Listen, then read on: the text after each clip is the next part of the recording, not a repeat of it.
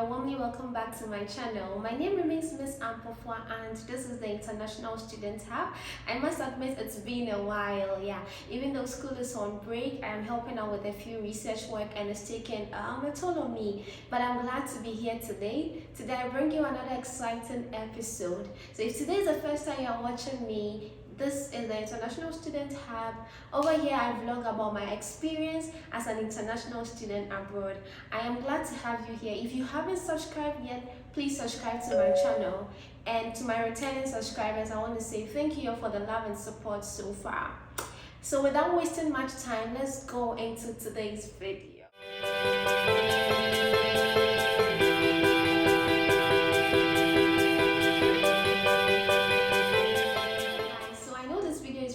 To be helpful, especially to those of you who have successfully secured your student visas and are in the process of migrating from your home countries to study abroad. So when I was traveling, this was the most difficult aspect after I secured my visa, because I had no idea what to carry. I didn't know. So today, based on my experience and what I've seen with people, I think I am going to share some valuable tips. First of all, I would say that organization is very key. How you organize your stuff.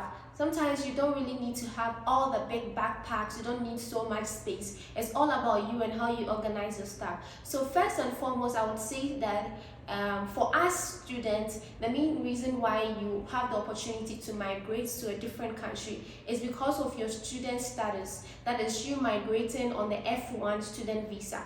So your documents should be very important. So the very first thing I would want to talk about is where your documents should go. So that is the most important thing. If you can forget about everything and then just migrate with your documents, I think it is not bad at all, because after all, those are the very essential things you need.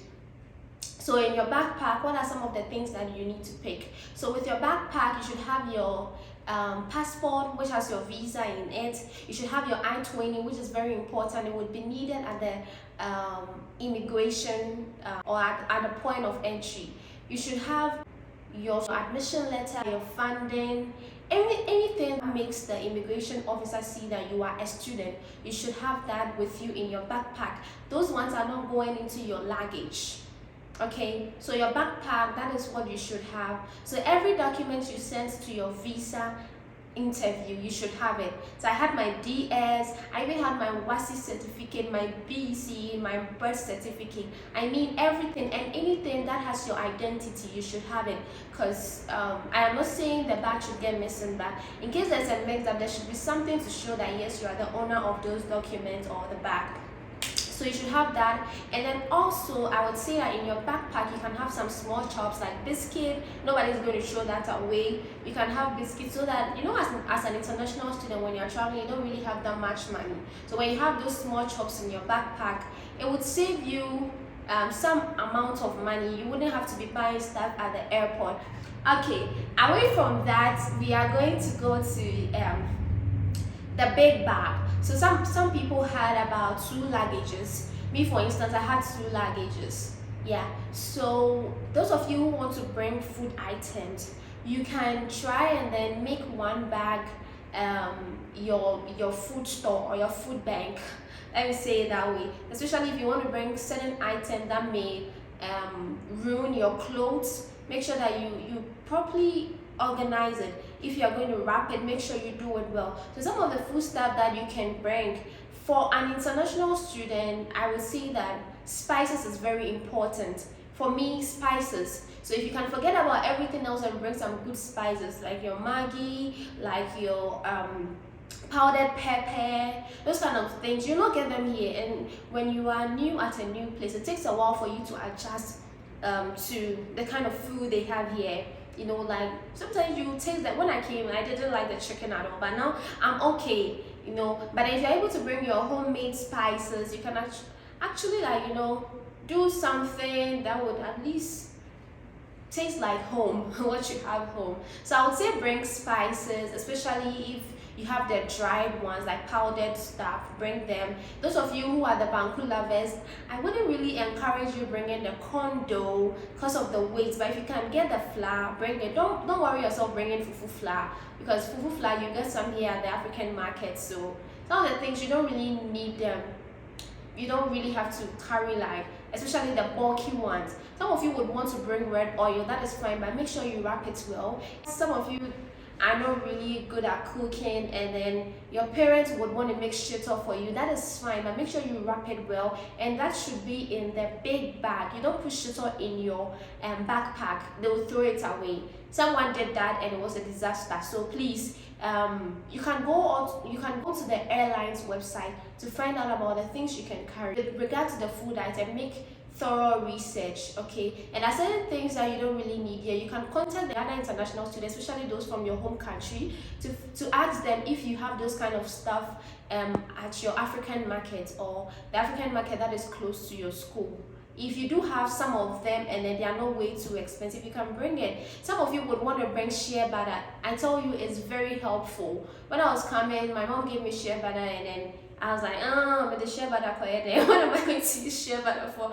But then later when I came here, I realized it was very helpful. And anyone coming to Ghana that I know, sometimes I ask my parents to get me shea butter. My Ghanaian audience, you can bring the wache leaves, those of you who are wache lovers, but don't bring beans, there's beans here. So those of you who schooled in Ghana, bringing student companion is really going to be thoughtful. That is Gary. It's a lifesaver. Gary is really going to help you here.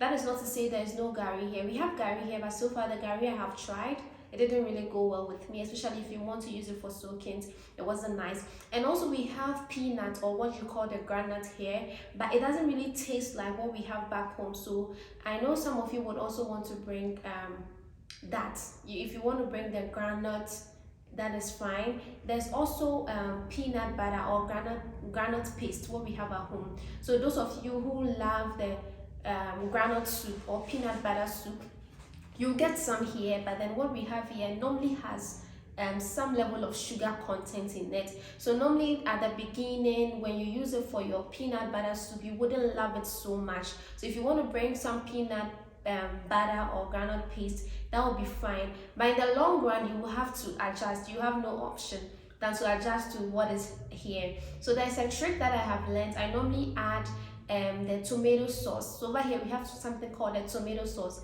You know, Ghana, we have the tomato puree, that is like the paste that is thicker than the tomato sauce. The tomato sauce, they have the one that is salty. So I go for the salty one, and then I mix it with the granite paste they have here, or the peanut butter paste they have here, and that is what I use. So those of you who like to fry the peanut first, when you do that, make sure you fry it, it comes back to normal. You don't taste that much sugar in it, and then you love it, okay? And then also some of you would want to bring meat or fish. I would say don't bring anything that will be dripping.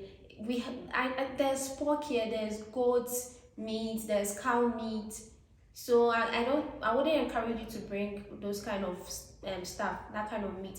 But for fish, you can bring the dry one, especially the dry tilapia, that is Kobe. You can bring the kako lovers, but make sure you wrap it well. You know how it smells. Make sure you wrap it. If you want to bring willy or hide, make sure it's a dried one, you know, and you wrap it well. Wrap it like well. So I would encourage you to bring the dry fish, you know, but make sure you wrap it well. The shito lovers, so those of you who would want to make the shito here yourself, normally I would encourage that you get the stuff, especially the shrimp powder and then the fish powder. I would encourage you bring that one here instead to make your own shito. That is if you know how to do it. Okay, if you know how to do it, get those.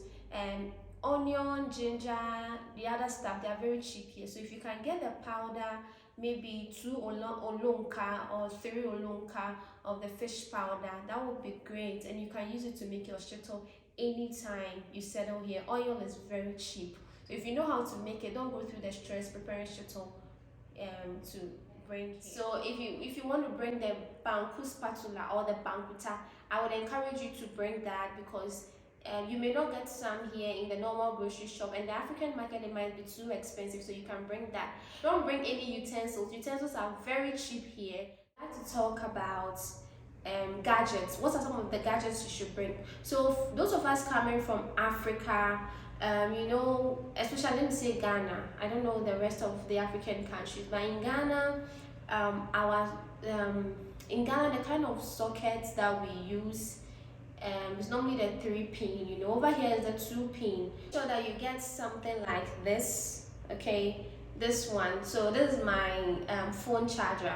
So when I was in the UK, it was a 3 pin. It's not something you would want to buy here, because when you come at first, it would be pretty expensive for you. Okay, so make sure if you be able to get some at home, get that. It is very important. Okay, very very important. Make sure you get it. So if you have laptop, that is fine. Make sure that the charger is the 2 pin. But if you don't have it, don't waste money going to buy a laptop. Or some of the universities, I can make reference to my university. The library gives out laptops to students, so you can borrow a laptop. I wouldn't say they give out. Like some of you think that, okay, they'll just dash me. No. So you can borrow a laptop. We have the short term and then the long term. So the long term loan, you can use it for an entire semester. So the whole semester you can have the laptop to yourself and then be using it. So if you don't have a laptop, don't waste money going to get laptop as soon as possible. Hi guys, so just a quick one. So on the gadget, I will encourage you all to come with a little notebook which has the contact of your significant others and other people who are resident here in the United States, those that you have contacted, probably some other students in your university, so that when you get here and your phone doesn't work, you'll be able to reach out to them. Because it happens, I have had a lot of friends who got here and their phones wouldn't work. So if your phone is not an iPhone or I'm waiting for the bus, your phone is not an iPhone or a Samsung, it is likely, I'm not condemning other brands, but then you just want to, just a quick heads up that sometimes you get here and then the phone will get frozen or it will not be compatible to the same cards we have here. So just get that down, so that at the airport, if you get stranded, if your phone freezes on you, you'll be able to give the number to someone. If you meet someone who is willing to help you, it will be much easier for them. Okay, I wish you all the best. Bring good phones, y'all.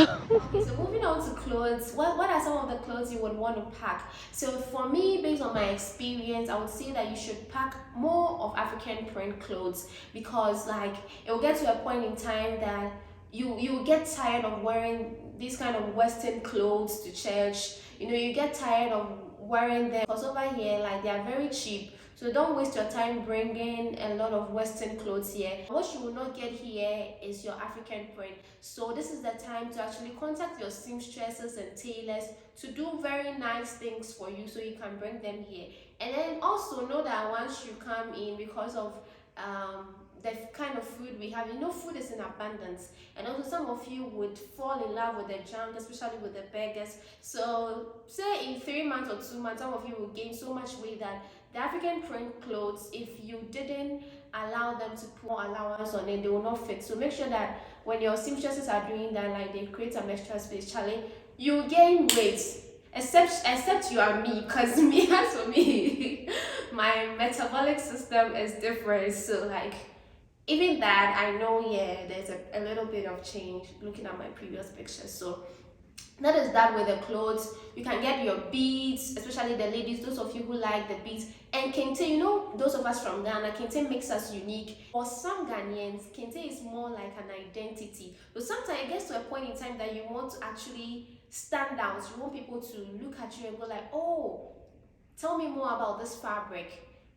That is where you get to also like sell your culture to other people. And then for most of us here in universities all across the United States, sometimes there are certain times that you have International Students Week, where you come to showcase your culture in terms of clothing, food, music. You can check, I'll put a video there. We recently had an International Students night, culture night.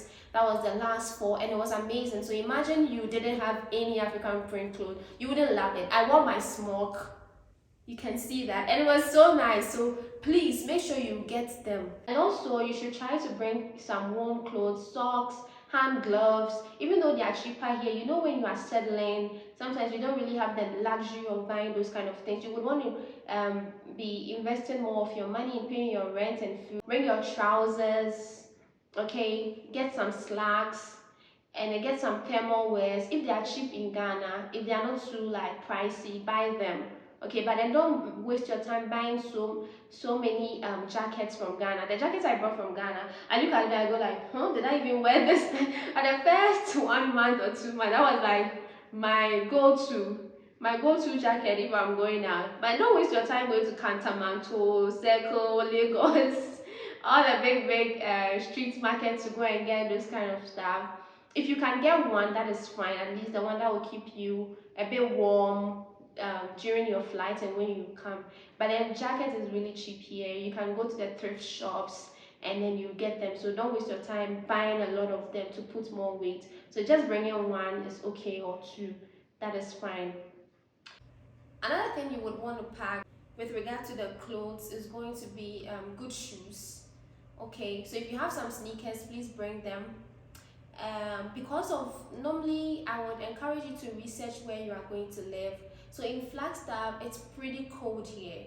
It's pretty cold, but we also experience like a lot of sunlight during the summer. So as I'm talking to you now, the weather is fairly nice. It's really okay. It's been raining a while, but then like we receive quite a lot of sunshine. But then you would want to bring sneakers. You know, in Ghana people don't normally wear sneakers. Like it's always the slip, especially the ladies, it's always the slippers and then sandals. You wouldn't need more of those. So if you can bring one or two sandals or slippers or flip-flops. Yeah, flip-flops is very important when I'm going to bath. And then maybe two sandals or two slippers. Make sure that the shoes that will cover your legs, sneakers that will cover your leg, you can bring them.